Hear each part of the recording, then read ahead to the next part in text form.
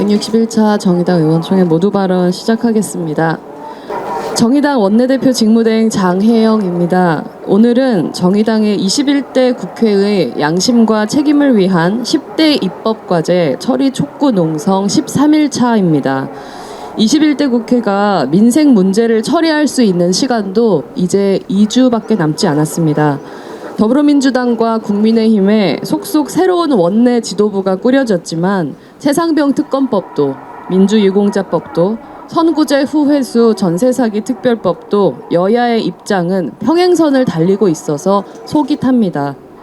윤석열 대통령은 지난 취임 2주년 기자회견에서 최상병 특검법에 대한 질문에 수사를 지켜봐야 한다는 대답으로 완곡하게 반대의 뜻을 표했습니다.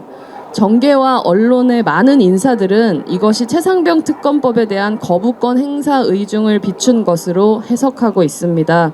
이에 추경호 국민의힘 신임 원내대표가 재의결에 대비하여 자당 의원들의 해외 출장 일정을 확인하며 표를 헤아리고 있다는 기사까지 나오고 있습니다. 지금 추경호 국민의힘 신임 원내대표가 헤아려야 할 것은 용산 대통령실의 의중이나 자당 의원들의 해외 일정이 아니라 최상병 특검 추진에 공감하는 대다수 시민들의 마음입니다. 이제라도 최상병 특검법을 수용할 것을 윤석열 대통령에게 건의하십시오. 만일 또다시 윤석열 대통령과 국민의힘 지도부가 민심을 거부한다면 재의결 무기명 투표에서 국민의힘 소속 21대 국회의원들은 반드시 보수의 양심을 걸고 윤심이 아닌 민심을 헤아려야 할 것입니다. 한편 어제 박상우 국토부 장관은 선구제 후회수 전세사기 특별법이 통과되면 대혼란이 일어날 거라며 법안 통과 시 거부권을 건의할 것을 시사했습니다.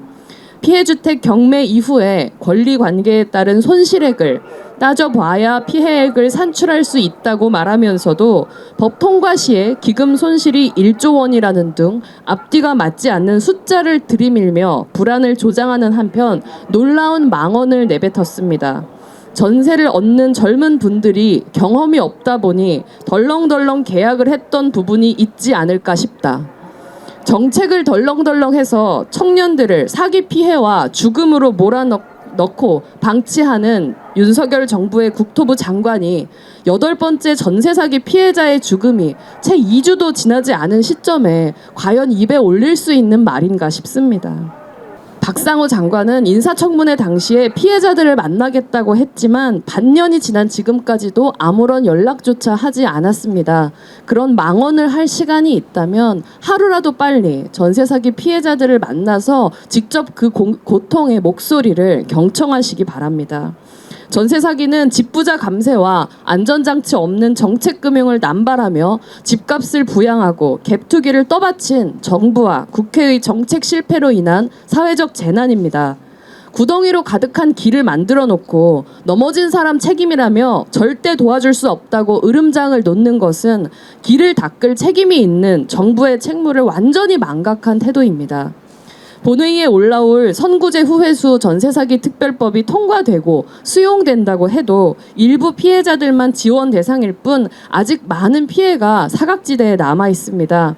선구제 후회수 전세사기 특별법은 피해 구제를 위한 최소한의 조치로 추가적인 인명피해를 막기 위해서라도 반드시 오는 본회의에서 통과되고 수용되어야 할 것입니다. 끝으로 어제 국회 밖에서 민주유공자법 제정을 위해서 오랜 농성을 이어오셨던 전국 민족민주유가족협의회와 민주유공자법 제정 추진단이 21대 국회 내 민주유공자법 제정을 촉구하면서 저희 농성에 합류하셨습니다.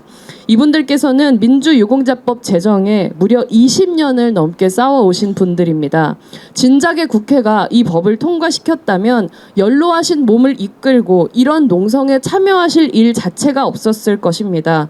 이분들께서 이 자리에 계신 것은 대한민국의 정의가 얼마나 지연되고 있는지, 대한민국의 자유와 민주주의와 역사가 얼마나 형식적으로 존중되고 있는지를 보여주는 증거입니다. 정의당은 21대 국회 내에서 민주유공자법은 물론 최상병 특검법과 선구제 후회수 전세사기 특별법 등 양심과 책임을 위한 10대 입법과제의 완수를 위해 끝까지 모든 노력을 다할 것입니다. 감사합니다. 의총 모두 발언 마치도록 하겠습니다. 더운데 고생하신 언론인 여러분들 감사합니다.